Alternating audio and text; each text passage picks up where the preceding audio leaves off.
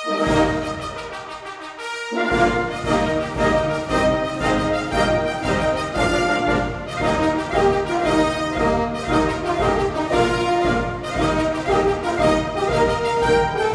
week in Limbourgeois. La Butte au Bois viert tweede ster voor Ralf Berendsen en dinnershow Business Culinair in Kerkrade.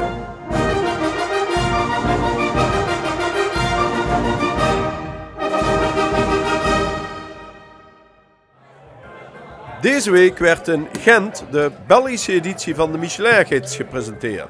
Restaurant La Source op domein La Butte au Bois kreeg er een tweede ster bij. Bij terugkeer van hun delegatie was er in Lanaken een warm onthaal van familie, vrienden, collega's en personeel.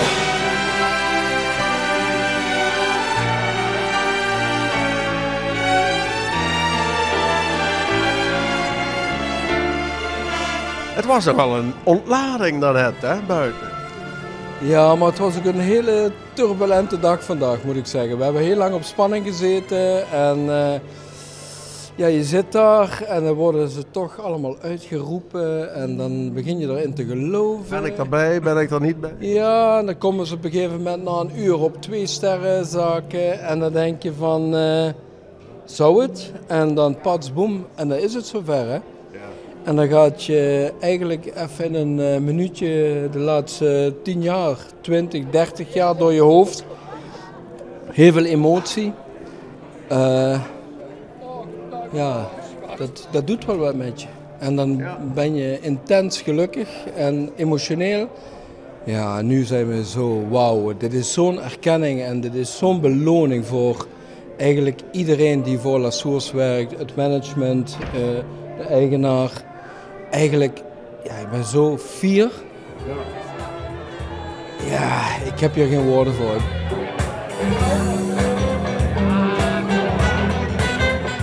Je hebt al meerdere prijzen gewonnen, maar ik heb het idee dat dit is toch zo'n beetje de Oscar.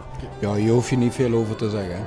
Dat is ja, waar het zich echt om draait. Voor mij, kijk, Gomeo is heel erg belangrijk, doet ook heel erg goed. Maar elke chef, ja, die smelt voor die macaron, hè? Ja. Ja. De rode ster. Ja. En jouw keuken, hoe kunnen we die omschrijven? En hoe is het, want 4 jaar geleden kreeg je de eerste ster, nu de tweede. Dus in die tussentijd is er ook een proces geweest. Hoe groei je daar naartoe? Het is heel belangrijk dat je blijft, dat je eigen signatuur hebt. Hè? En dat je blijft ontwikkelen op een manier dat het natuurlijk hier anders is dan ergens anders. Een stukje uniek moet het zijn. En daar hebben wij de laatste jaren heel erg aan gewerkt. We zijn een stukje meer op het product gaan werken. We zijn minder bereidingen te gaan doen van andere dingen.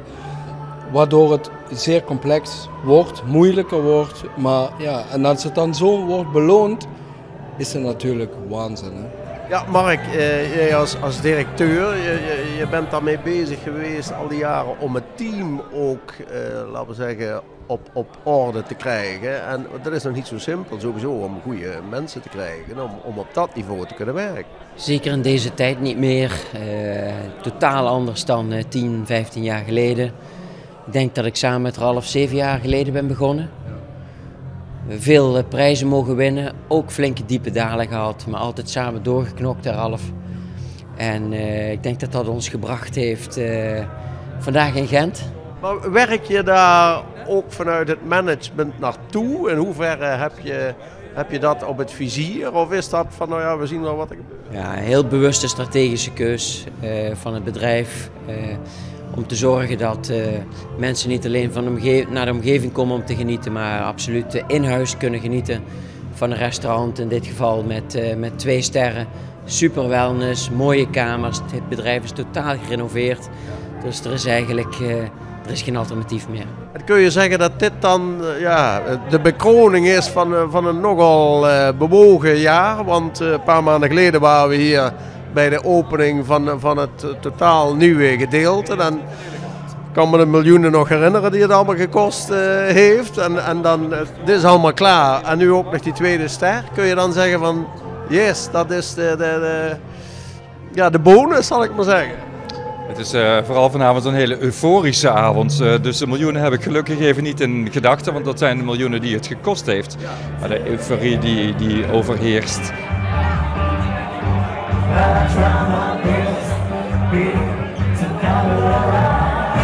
Het is vooral eigenlijk, en ik meen dat ook wel heel serieus, Jo, dat is blijkbaar kan passie, heel hard werken, de neuzen dezelfde kant op en blijven doorzetten als het niet meteen lukt. Dat kan bekroond worden. En wat een bekroning voor La Butte aux Bois. Inderdaad, voor mij als eigenaar die het aandurft om die investering te doen, daar ben ik ook wel heel blij mee. Dit is inderdaad wel een kroon op het werk. En een hele mooie bonus voor alles wat we hier aan het doen zijn. Heel veel vertrouwen geeft het voor de toekomst. Ja, absoluut.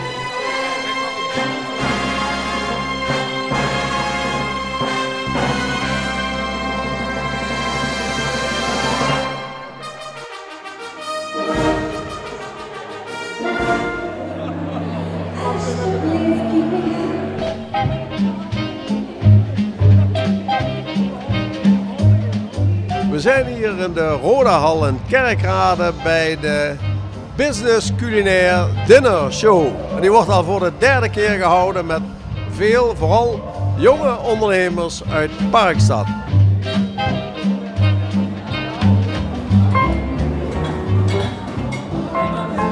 Een applaus voor de 1912.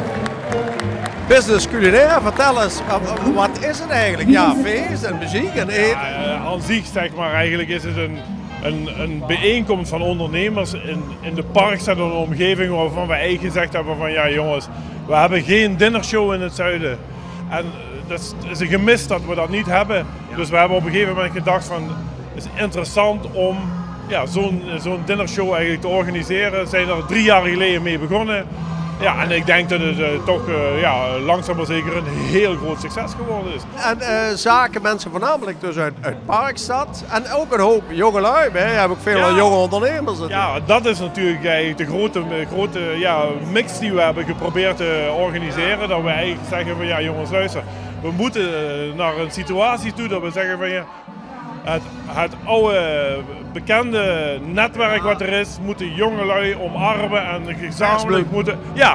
Ja, in feite moeten we eigenlijk een stukje kruisbestuiving realiseren. En dat is wat we, denk ik, hier toch weer een beetje meer realiseren. En is het moeilijk om de plaatsen bezet te krijgen of gaat dat redelijk? Kijk, aan zich is het natuurlijk zo dat je zegt van ja, er zijn altijd een aantal ondernemingen die zeggen van ja, hey jongens luister.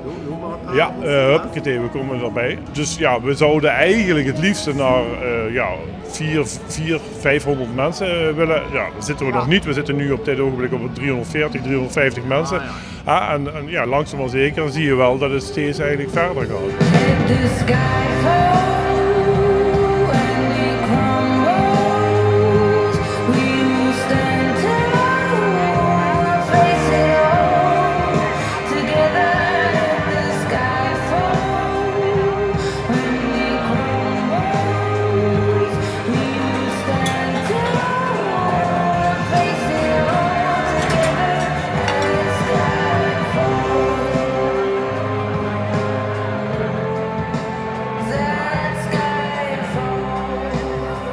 We beginnen nou met het hoofdgerecht en jij kunt hier nog rustig staan, dus een kwestie van een goede organisatie. Ja, dat is eigenlijk een kwestie van een goede organisatie. Een paar, zoals Duan inderdaad, een goede souschef erbij, Peter inderdaad ook.